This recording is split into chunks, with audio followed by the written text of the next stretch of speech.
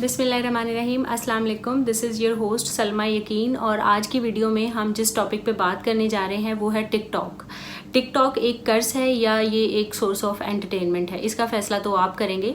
TikTok की अगर हम बात करें तो टिकटॉक का जो ओरिजिन है वो डब स्मैश था। डब स्मैश सबसे पहली एप्लीकेशन थी जब ये आई थी। इस पे डायलॉग्स प्रोवाइड किए जाते थे, इस पे साउंड था, सेम लाइक टिकटॉक पे आज भी जैसे होता है, डायलॉग्स हैं, साउंड है और उस पे आप एक्ट करते हो, फ़नी एक्ट करते हो या परफॉर्मेंस देते हो। साउंड पे, गानों पे, मुख्तलिफ तरह के गाने हैं, यहाँ पे आप परफॉर्मेंस देते हो।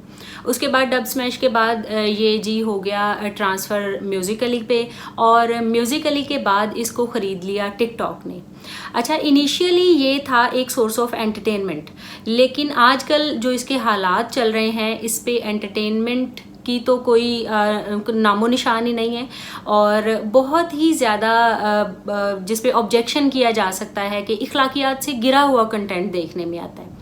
टिकटॉक पे अगर आप जाएं, आप देखें तो वहाँ पे 12 साल की लड़की से लेकर 70 साल की औरत तक आपको नाचती हुई, गाती हुई नज़र आती है। इसी तरह मर्दों में भी 12-13 साल के लड़कों से लेकर 70-80 साल के जो बूढ़े मर्द हैं वो भी नाचते, गाते या कोई भी फ़नी एक्ट करते हुए, इखलाकियात से गिरे हुए फ़नी एक्ट करते हुए नज़र आते हैं।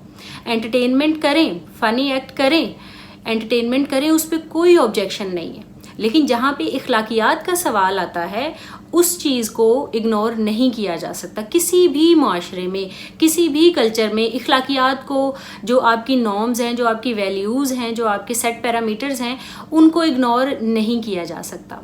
टिकटॉक में एक ये ट्रेंड है कि लड़के लड़कियां हैं, किसी भी इलाके के, किसी भी मुल्क के किसी भी कोने से आए हुए हैं, वो एक दूसरे से बिल्कुल बहुत ज़्यादा फ्रैंक हैं, कहीं पे भी मिलते हैं, वीडियोस बनाते हैं। फिर ऐसा होता है कि अगर एक ही इलाके के लड़के लड़कियां कहीं पे इकट्ठे हो गए हैं, वो प्लान बना रहे हैं जी, लड़कियां फिर शुमाली इलाका जात की तरफ चली जाती हैं 15-15 दिनों के लिए, 20-20 दिनों के लिए, उनके साथ वीडियोस बनाती हैं और हर तरह की वीडियोस बनती हैं।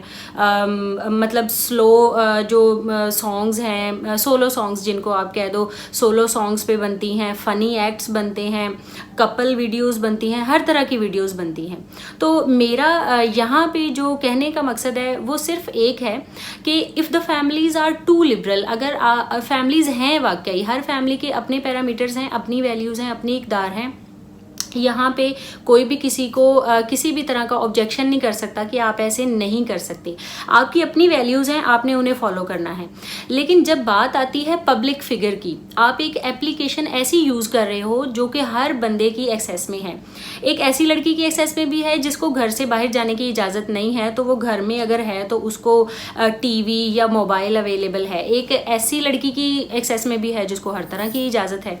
तो जब पब्लिक फिगर बनने की बात आती है तो पब्लिक फिगर की सबसे बड़ी रिस्पॉन्सिबिलिटी और सबसे पहली रिस्पॉन्सिबिलिटी ये होती है कि वो कोई ऐसा काम ना करे जिसको उसके एज फेलोज या उससे बाद में आने वाली जो जनरेशन है वो फॉलो करके मुआशरे में किसी भी किस्म की खराबी का बाइस बने।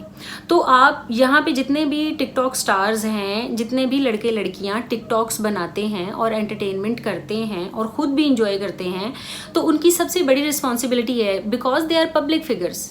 वो अब उनकी पर्सनल लाइफ्स नहीं है, अपने अब उनका अपना पर्सनल नहीं है। जो भी वो करते हैं वो पब्लिक में डालते हैं और वो वहीं से फॉलोअर्स लेते हैं, वो वहीं से कमेंट्स लेते हैं, वो वहीं से लाइक्स लेते हैं।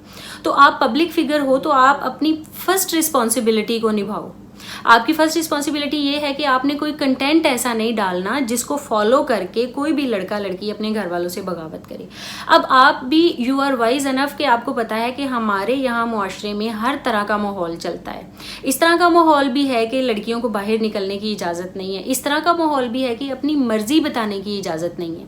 अब अगर वो घरों में बैठी हैं या किसी भी तरह की उन्हें एंटरटेनमेंट अवेलेबल है, टीवी है, मोबाइल है, वो इस तरह की वीडियोज़ देखती हैं, तो ऐसा ना हो कि आपकी वीडियोस की वजह से, आपके कंटेंट की वजह से वो घरों में बागी हो जाए, वो सवाल उठाएं, अपनी वैल्यूज़ पे सवाल उठाएं कि हमारे घर में ऐसा क्यों है जबकि बाकियों को तो इजाज़त है। तो ये एक इस तरह से पैरामीटर्स सेट ना करें। आप पब्लिक फिगर हैं, आप उस चीज़ को उस तरह से लेके चलें। और कंटेंट की जहाँ तक बात है तो कंटेंट दिन ब दिन बिगड़ता जा रहा है। अच्छा, अब इनमें ये चलता है कि जो टिकटॉक स्टार्स हैं, जिनको इनकी टिकटॉक वर्ल्ड में टिकटॉक स्टार्स कहा जाता है, जिसके सबसे ज़्यादा फॉलोअर्स हैं वो स्टार बन जाता है। अच्छा, इनमें ये भी चलता है कि फेम के लिए, फिर फेम के लिए फ़ाइट होती है, और फेम के लिए इंतहाई मतलब अपनी ज़ात की नीलामी से लेकर अपने प्यारों की मौत तक की खबरें आप जो है वो देते हो, just to get the fame, just to get the followers.